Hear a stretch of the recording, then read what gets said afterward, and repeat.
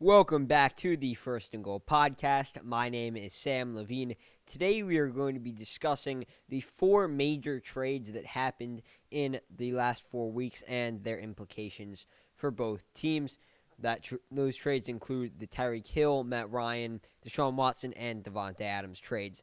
So, starting out with the most recent one, the one that occurred yesterday afternoon, Tyreek Hill being traded to the Miami Dolphins for 5 picks.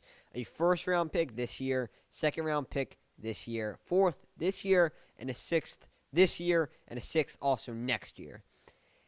Also, in addition to that, the Miami Dolphins signed Hill to a 4-year, $120 million contract as soon as they traded for him. So, to say that they're going all in on this guy would be quite the understatement. They have invested a lot of capital and money and draft picks into this guy. So, they're definitely hedging their best that he's going to be productive for them.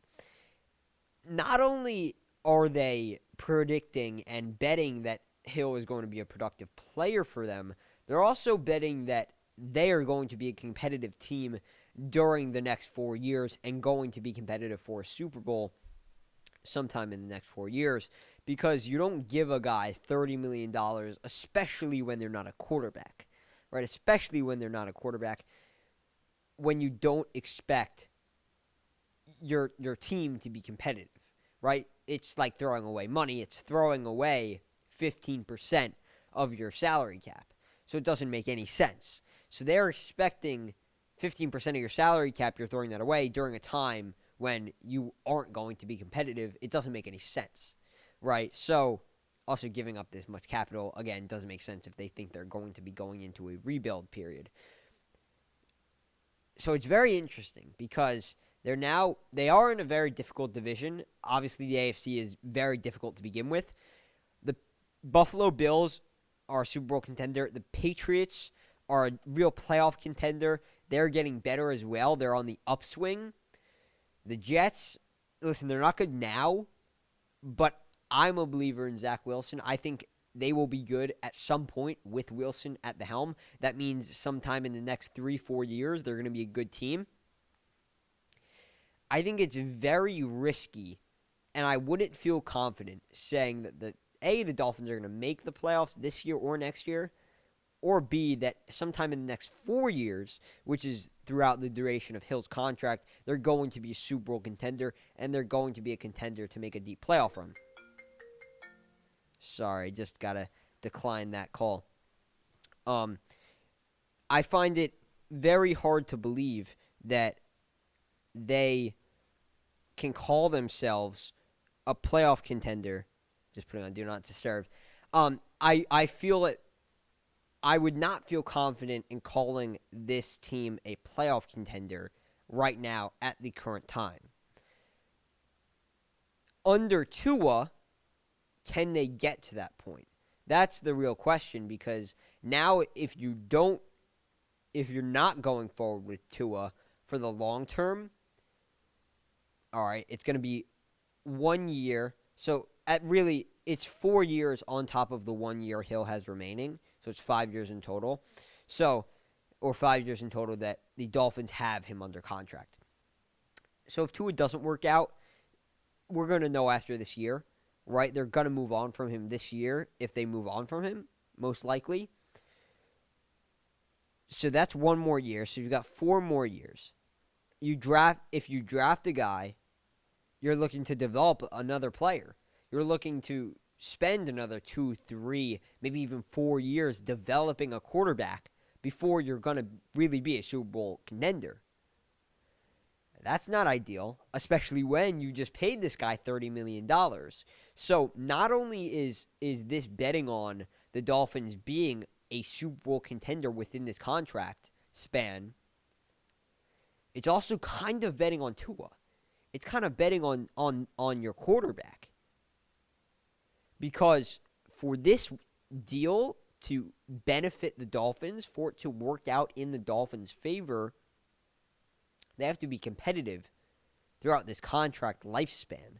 And the only way they're going to be competitive is if they have a really good quarterback at the helm. Right? We saw what happened with the Browns. Mayfield wasn't great last year. And listen, that was a superstar roster. They had guys like Garrett, Odell Beckham Jr., John Johnson Jr. They had stars on top of stars on top of stars, and they just weren't that good. So if Tagovailoa is not the guy, this contract might be getting a little ugly, and it really might not be worth it. The real question that needs to be answered and is key here with trades, especially trades for star players, and the question that I'm asking myself when I'm evaluating this trade, it's key to evaluate this trade is we can't answer it now, but down the road we will be able to. It's, will it be worth it? Will the trade package that the Dolphins gave up be worth the return that they get on Tyreek Hill?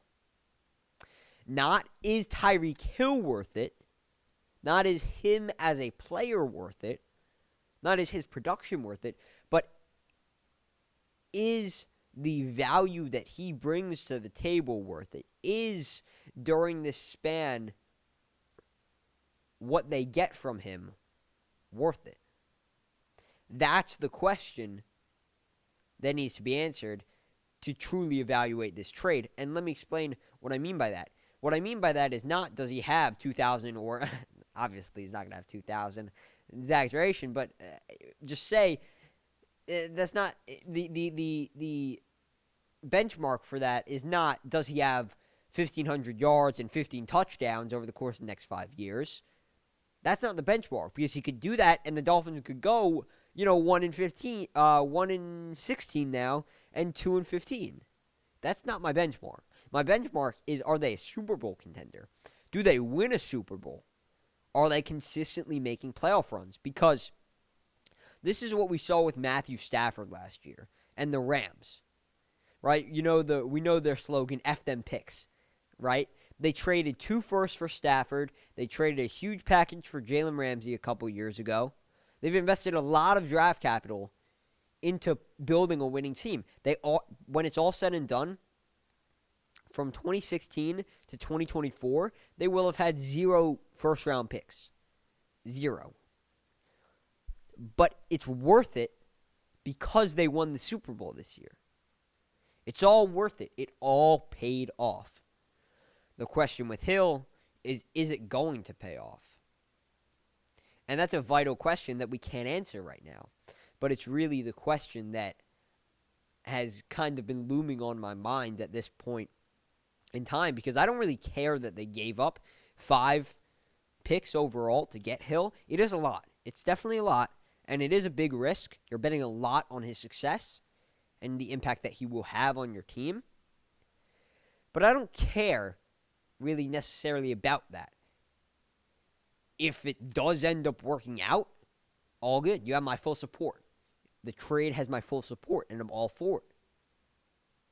But if it doesn't, you're looking at a really ugly situation, because you're paying a player $30 million on a team that isn't competitive. And by the way, you gave 5 first-round picks for him. Sorry, not 5 first-round picks, but 5 picks. Now, I will say something that kind of eases the pain of giving up 5 picks for Hill is the fact that all those picks except one of the 6th-round picks are this year. They're in the 2022 draft. So, yeah, it's going to suck this year, really not having a lot of draft capital to work with. They're going to be hugely depleted in the draft, and they're not going to have a real infusion of youth next season. However, something that kind of eases the pain of that is that it's only this year. After this year, they only gave up a 6th. So, once you get this year over with, this draft over with, once you move on, you're not really going to be feeling the effects of it as much. It's not a situation where it's kind of like the Houston Texans, where you're feeling the effects, where they felt the effects of a couple trades for year after year after year, and they, up until last year, this is the first year that they have a real solid draft class with a lot of picks to utilize, but last year, they were still even completely depleted. Year after year after year, They just had no draft capital to work with because of a couple trades that they made, a couple really bad trades that they made, namely the Laramie Tunsil one. That was the biggest one. But it's not a situation like that if you're Miami. You're getting it over with. You're bearing the brunt of the terrible punishment, I'd say, this year, and then you're getting it over with. So that's like a little bit of a silver lining for me. It does make it a little bit easier to stomach because next year you'll have a normal draft class. However, that $30 million cap hit is definitely something that is a little bit eye-popping. just a little bit. It's definitely an eye-popping characteristic of this deal, and it's very interesting because Hill will have to show up and play like a top 3 wide receiver, and that will also have to bleed into the rest of the team. They also have to have success, right? He can't just be good on his own. That can't be the only factor. That can't be the only thing that Miami gets out of this. They have to be competitive during this period of time. Otherwise, they wasted a lot of money. They wasted 5 picks. So, yeah. That's really how I view it from the Miami Dolphins' perspective. But from the Chiefs' perspective, you're really looking at a wide receiver room that is pretty much in shambles right now. They are extremely thin at that wide receiver position. They signed Juju Smith-Schuster in free agency. He's a good slot receiver. I wouldn't call him a wide receiver 1. He's definitely not that type of talent. However, he's still a good player. I'd say his role is kind of a wide receiver 2 position, although he's going to have to step up, be that top guy in Kansas City, unless Kansas City can trade for someone. But that looks unlikely as free agency kind of starts to wind down and we head towards the draft. I do fully expect them to draft a wide receiver. I think someone maybe like Treylon Burks could be a good option. He's a good, fast, big physical type receiver. That'll add some balance to the wide receiver room because right now they've got a lot of speed in that group with guys like Mecole Hardman, Marquez Valdes-Scantling, who they overpaid a lot, $10 million over 3 years, $30 million over 3 years, 10 per, for a deep threat who only really runs deep routes. Those are the only really routes he has success with, and he's had some major drop issues over the first couple of years of his career. Not the best signing. I really don't like that. And as a Packers fan, I know this guy, right? This is a guy that I know. I know his game. He was good. He was okay at times. Pretty good, I'd say, consistently, but pretty good. But he's also just an inconsistent player. He does have drop issues, and sometimes he's hitting on great 75-yard touchdown passes, and then some games he's invisible. So $10 million for him. I did not like that contract at all, but I definitely expect them to draft someone. Will a top tier starter be available at pick 29, pick 30? Probably not. But because they have 2 seconds, because they have 2 firsts, and a lot of extra draft capital, an extra 4th, an extra 6th this year, they're going to have a lot of capital that they can use to try and trade up and get a guy like Chris Olave, Treylon Burks, maybe even Jameson Williams. But he's got a torn ACL situation. Who knows how long he's going to take to recover. I wouldn't take that risk if I'm Kansas City because you're going to want a guy to start for you right away. And that also is a big risk, taking Williams. I'd probably take a guy like Olave or Burks, or maybe even if Wilson falls, Garrett Wilson, that is, that'd be a great pickup as well. But definitely expect them to draft a guy. However, I understand that the Chiefs could not retain Tyreek Hill, right? There is no situation in which Tyreek Hill remained a Chief because once the Chiefs saw, and once Tyreek Hill's camp saw that Davante Adams got paid $28 million from the Raiders, Hill said, and his camp said, that there was no way that they were going to take a contract less than that mark. Hill had to be the highest paid wide receiver in the league. And given that circumstance, given that fact, there's just no way that the Chiefs can keep him around because you're already paying Patrick Mahomes $50 million annual average. You can absolutely not add another $30 million onto that for a wide receiver. You'd be paying $80 million to two guys. They're very good players. They're great players. They create one of the best wide receiver quarterback duos in the league right now. Probably the second, or formerly the second. But 80 million, 40%, a little bit under 40%, because the cap is a little bit over $200 million. A little bit under 40% of your salary cap going to two players. You can't do that. You can't do that. And the Chiefs were smart enough to realize that that would have been an ill-advised path to go down, so they smartly traded him away, and they got quite the return for him. Quite the haul for Tyreek Hill. 5 picks, including 2 top 2-rounders that potentially could yield 2 extra starters for them. So that is an excellent return that they got. And also, similar situation that we had with Davante Adams and Green Bay, right? Adams was absolutely not coming back to Green Bay. He said it. Or not he physically said it, but reports said that he said it. Because the Packers offered him more money, Davante Adams declined and said that he would not play for the Packers again. He wanted to be traded. Same thing with Tyreek Hill. Same exact thing. Hill was not going to take less than being paid the highest amount per year for a wide receiver. He wasn't going to take less than that. The Chiefs weren't willing to pay that, so there was just no way that he would come back. And if you compare what the two teams got in return, well, then the Chiefs way beat the Packers in terms of what they got back for their star receivers. Tyreek Hill, yeah, you get the first and the second. Or, Davante Adams, the Packers got a first and a second. But the Chiefs got 3 other picks on top of that. They got a 4th and 2 sixths. So that's 3 other players, additional players that they're adding to their roster in an identical situation.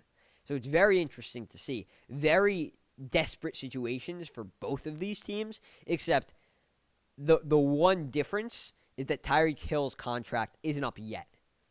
It's not up yet. So it wasn't as dire or as desperate of a situation for the Chiefs that it was the Packers. So maybe that's why the disparity in compensation is so great, because the Packers needed to trade him within the next couple of months.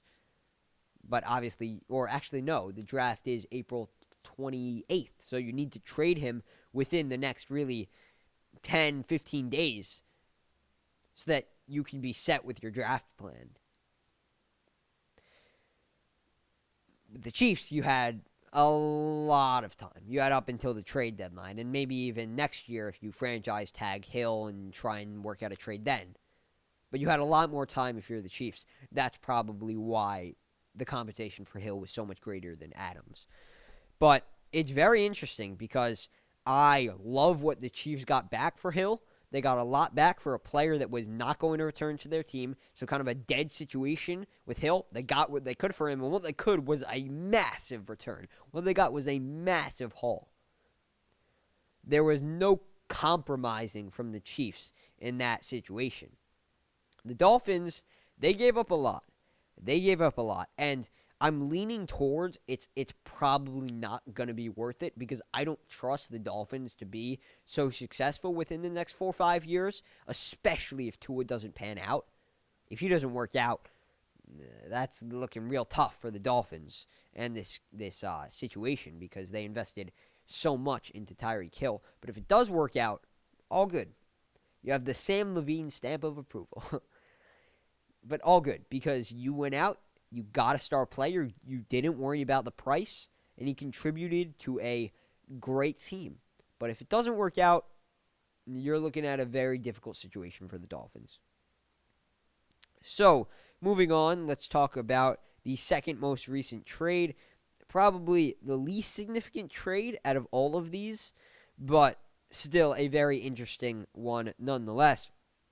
Matt Ryan has been traded a couple of days ago, earlier in the week, to the Indianapolis Colts. The Colts send a 3rd-round pick to the Atlanta Falcons. the big standout thing about this trade is that the Atlanta Falcons are going to be retaining a lot of Matt Ryan's salary. So they'll still have a $40 million cap hit for Matt Ryan this year. And that is crazy because Ryan obviously had one of the worst contracts in the league this year. And he still will. It's just that Indianapolis isn't going to feel the lion's share of that because the Falcons are paying so much. So it's really going to be interesting because that is a huge hindrance on the Falcons. It's not like the Falcons were really competing anyway. As we see, obviously, they traded away their quarterback. But it's very... I'm not sure there's a word for it, but it feels this return and what they got out of Matt Ryan and now going forward, it all feels kind of hollow and kind of empty.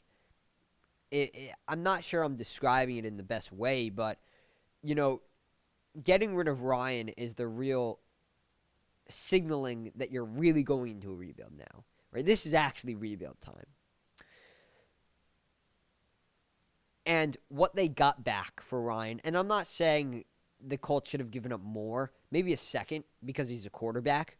If I was the Falcons, probably ask for a second because he's a quarterback and how highly valued quarterbacks are in today's market. But what you got back and what you have now is a very underwhelming. That's the right word to describe it. It's a very underwhelming outlook and kind of toolbox to go ahead into a rebuild with. They have Kyle Pitts, AJ Terrell.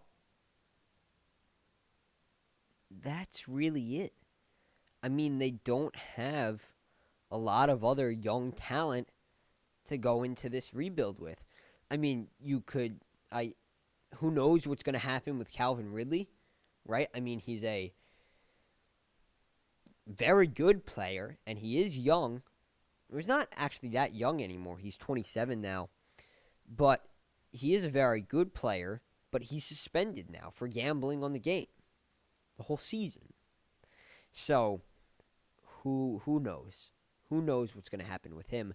But they really just don't have a lot of really good talent to go into this rebuild with, and it's going to be very interesting to see what they can do. Very interesting to see what they can do. Very interesting to see how they use their draft picks because they brought in Marcus Mariota.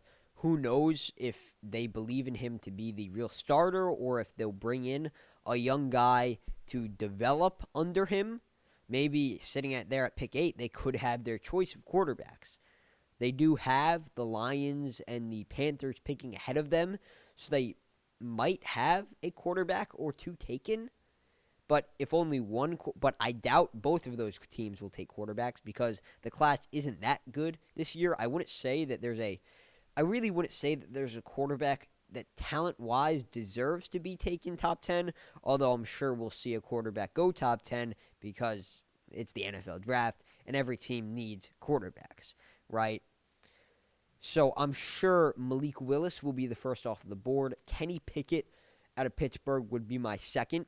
If either of those two guys are there at pick 8, I wouldn't be surprised if the Falcons take him and have him learn under Marcus Mariota, sit for a little bit, and kind of just get the grasp of the sport, wait it out to be the starter, and then eventually take the reins. But also, they've got a lot of options there. They could take a wide receiver. They could take a corner, give Terrell help, get an edge rusher. There are a lot of good players that they could take. However, what they have on their roster right now is very underwhelming. There aren't a lot of pieces for them to move forward with. So, this is going to be an interesting rebuild period for them because they've got a lot of work to do. They've got a lot of work to do, and it all starts with this draft class. It all starts with putting a good foundation together right now for year one of the rebuild. And then on the Colts side of things, listen, Matt Ryan is a really good quarterback. Even still, I think he brings a lot of value to your team. I think you can still win games with him. I think you could possibly even still make a playoff run with him. However, this is the sixth quarterback in 6 years that will be starting for the Indianapolis Colts. 6 in the last 6.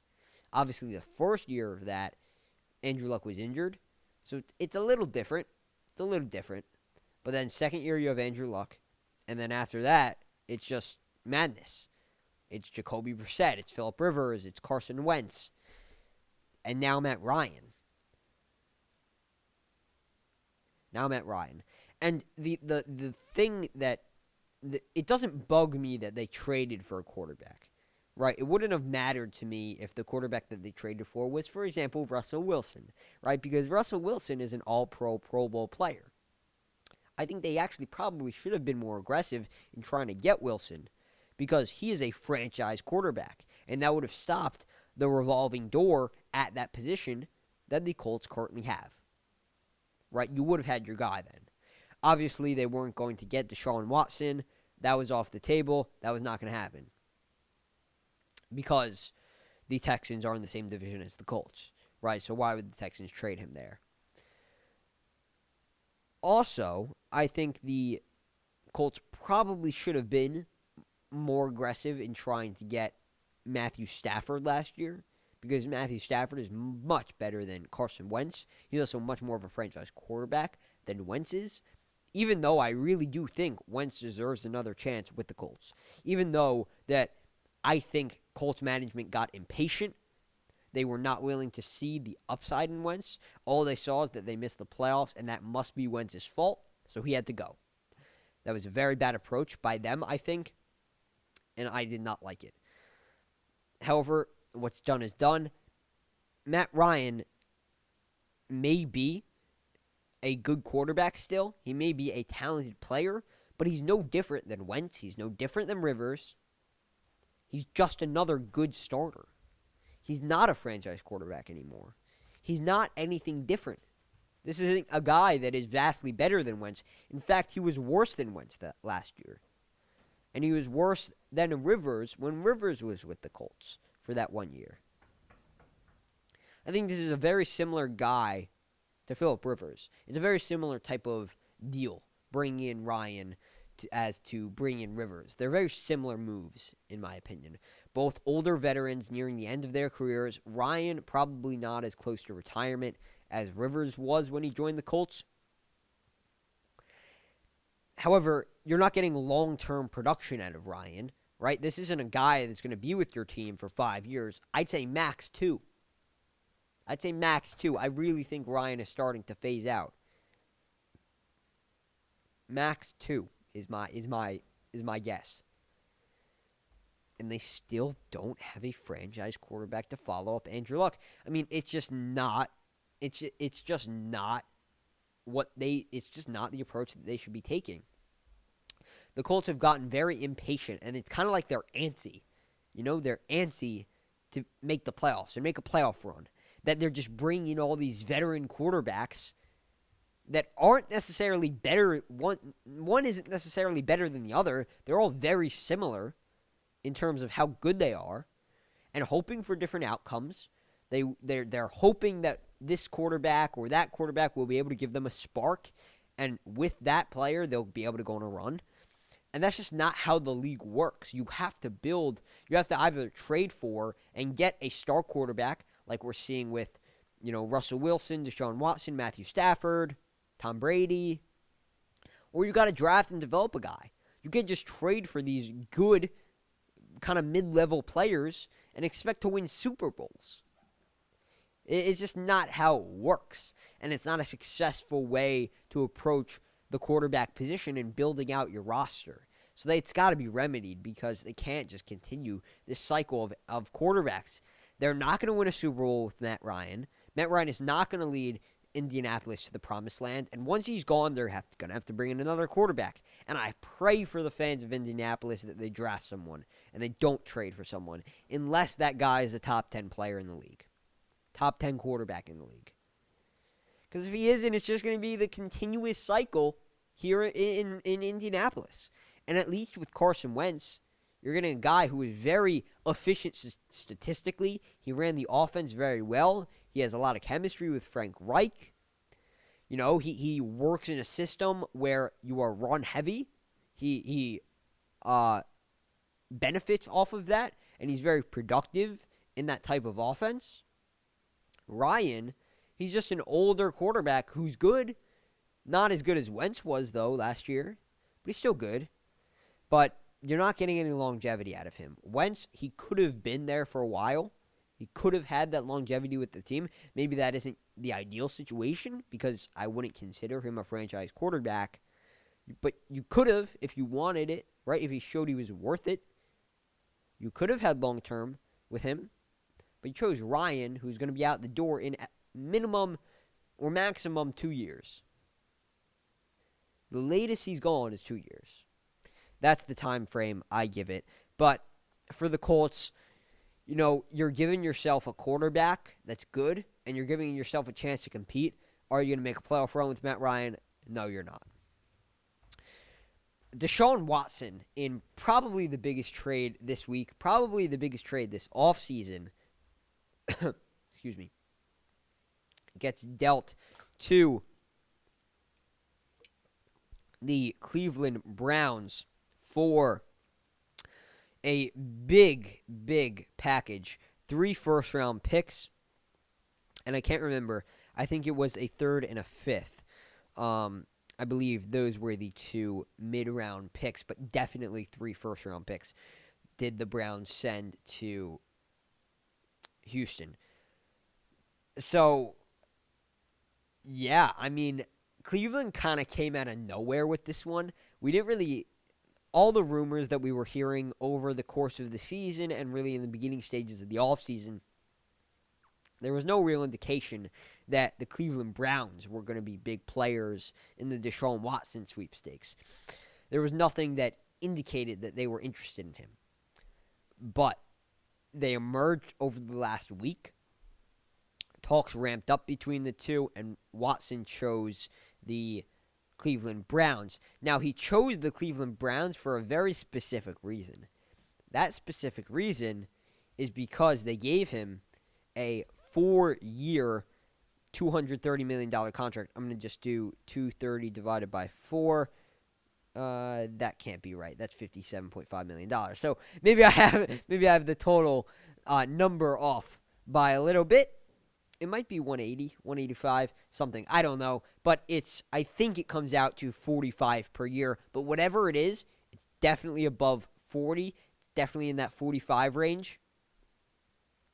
But the reason that's not why he chose Cleveland. The reason why he chose Cleveland is because his contract is fully guaranteed. Fully guaranteed contract. That's not something we see often. And not even Patrick Mahomes has a fully or mostly guaranteed contract. Per year, his annual average, when you look at the total value of the deal, divide that by 10. It's a $500 million deal over 10 years. Total value will come out to $50 million per year. Patrick Mahomes is guaranteed around $14, $15, $16 million per year. At a 50, he's only guaranteed 14-ish. 15-ish. Watson is guaranteed to be getting about 45 every year. I think it was a 4-year, $180 million contract. That makes sense. That would come out to 45 per year. But he's guaranteed about $45 million per year. And if he goes down, if he gets injured, boy, I mean, that's going to be a real tough one for the Browns to explain. This is a very risky move by Cleveland. However,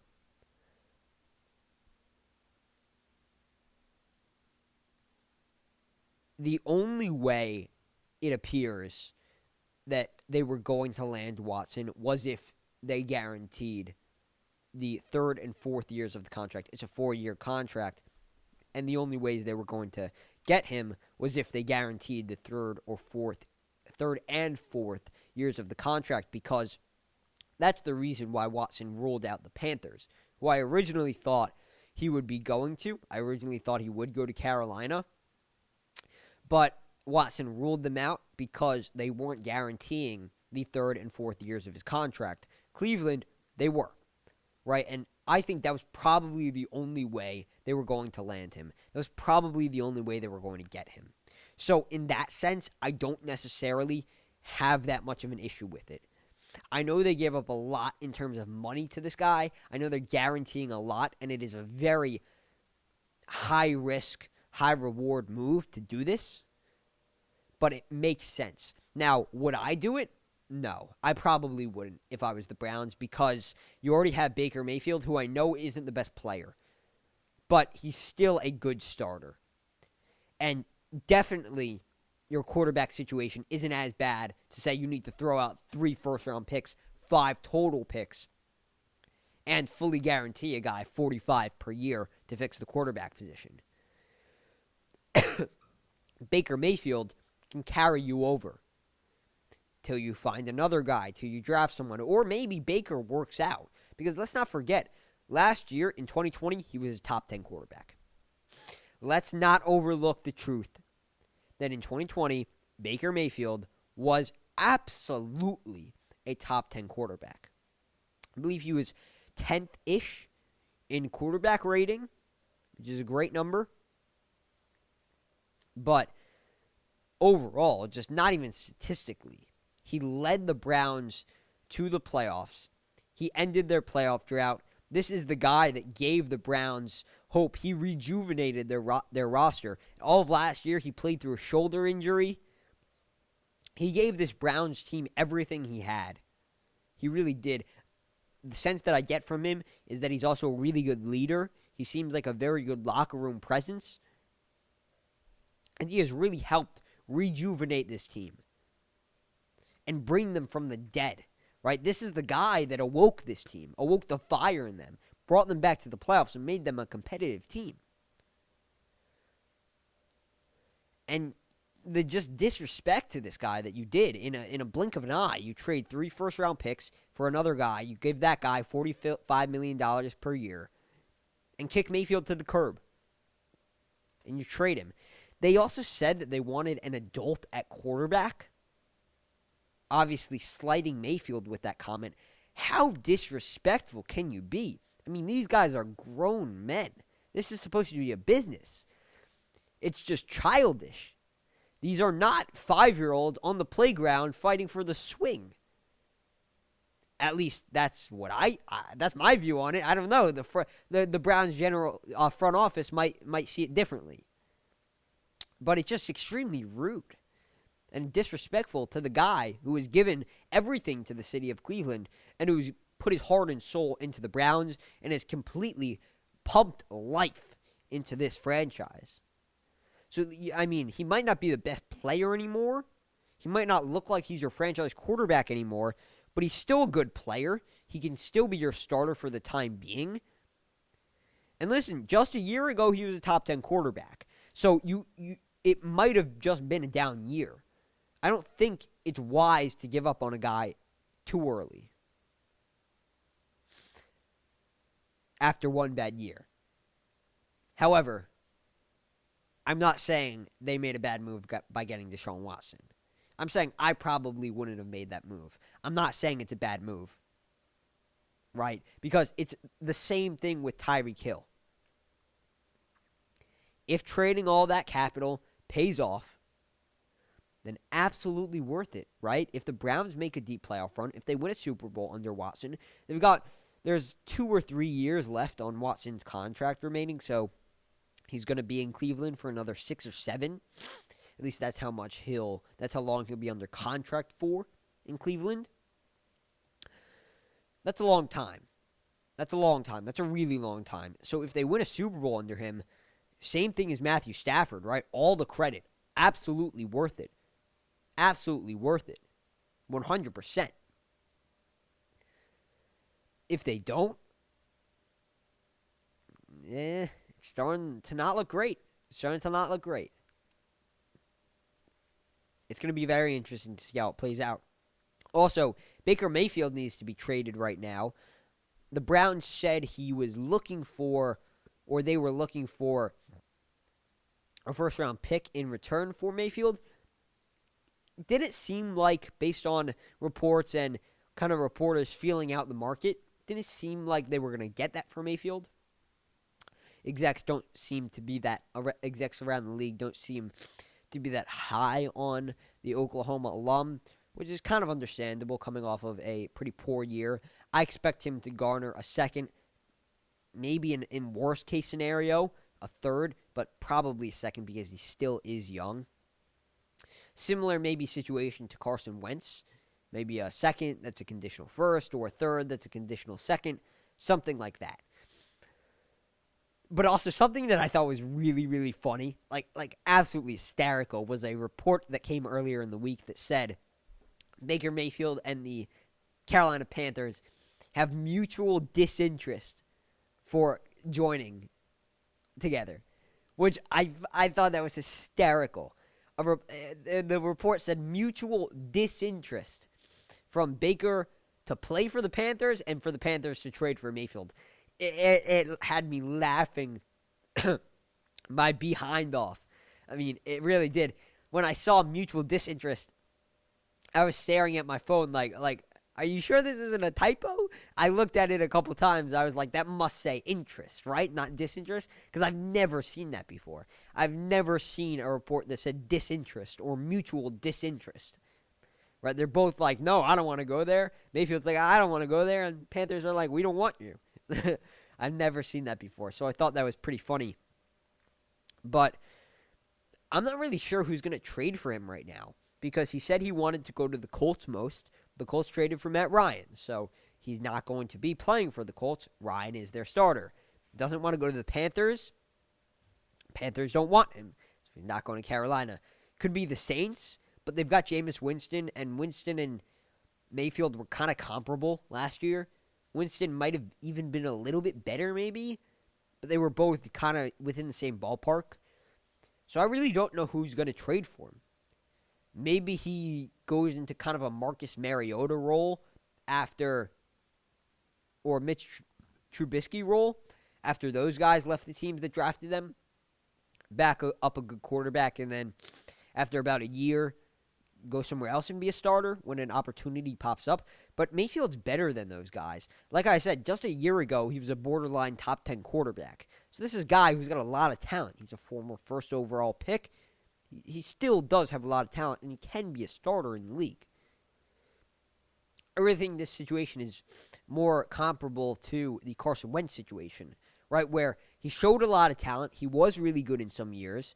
It's just that he kind of fell off a little bit. He fell on hard times. It's not going to work out with the Browns. He's got to go somewhere else and be successful. So I think he will be a starter somewhere, or I don't even know. I think he deserves to be a starter somewhere. Will he? That's a much different question, because there aren't a lot of suitors out there right now after the Broncos traded for Wilson. The Packers retained Rodgers. The Bucks retained Brady. He came out of retirement. Houston has Davis Mills even. I mean, I maybe thought, Mayfield could go back to Houston in a trade, but Davis Mills, they're going to try it out, see how it goes with him. Saints, maybe, but again, they have Winston. So, it's interesting. It's definitely interesting. Seahawks, that's one that I could see happening. Maybe, but I don't know. It's interesting. I don't see a clear team or a couple clear teams that will be like, oh, they're definitely talking to the Browns about Mayfield, or oh, they should really want him. The market's gone kind of cold because there's been a lot of activity in recent weeks and in recent days, but the market has definitely kind of gone a little bit cold for quarterbacks after this main free agency period. A lot of trades have happened. So the final thing I want to talk about before we wrap up the show is the Davante Adams trade. He was traded to the Raiders. This one happened, I think it was exactly 7 days. It might have been Saturday. I think it was Friday, though. Either way, 7 or 6 days ago. My heart broke. Because Davante Adams was traded away from the Green Bay Packers, one of my favorite players on the team. was traded away from the Packers to the Las Vegas Raiders, and my soul was shattered into a million pieces when I saw, excuse me, when I saw the jersey swaps and pictures, the jersey swaps of Adams into Las Vegas Raiders jerseys, and pictures of Adams in the Las Vegas facility, in the Las Vegas press conference room. It really broke my heart to see that, because Adams, an 8-year vet, came into the league 2014. That was the year I started watching football. Obviously, I was a Packers fan since I started watching football. All 8 years of my football watching career has been spent as a cheesehead and just watching Adams develop and grow as I got more invested into football. It was a really special experience for me, and very fun, because obviously Rodgers was already great when I started watching. He won MVP that year. But Adams was a guy that I really connected to right away. So it is sad for me to see him go, but it's a business. It is what it is. It goes on. But something I find very interesting, the most interesting piece of this, and something that I don't think we're going to find a lot more about, is that the Packers actually did offer Adams more than the Raiders did. The Packers offered more than the $28.2 million. That didn't sound right. $28.2 million that the Las Vegas Raiders offered. It's just that Adams didn't want to come back to Green Bay. Adams was dead set on playing for a different team, particularly the Las Vegas Raiders. That is really interesting to me. Because why? Right? Why? He's very good friends with Rodgers. They've made the NFC champion, or they've made the at least the second round of the playoffs for each of the last 3 seasons under Matt LaFleur. They've had 13 wins exactly all 3 of those years. They've had great success, right? They're in a very much depleted NFC.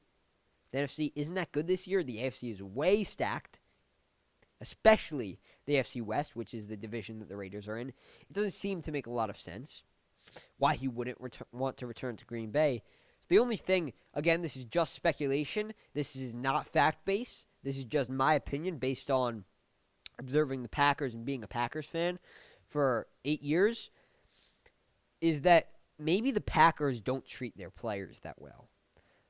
I'm not sure that the front office, and I don't mean like in a mean way or abusive way.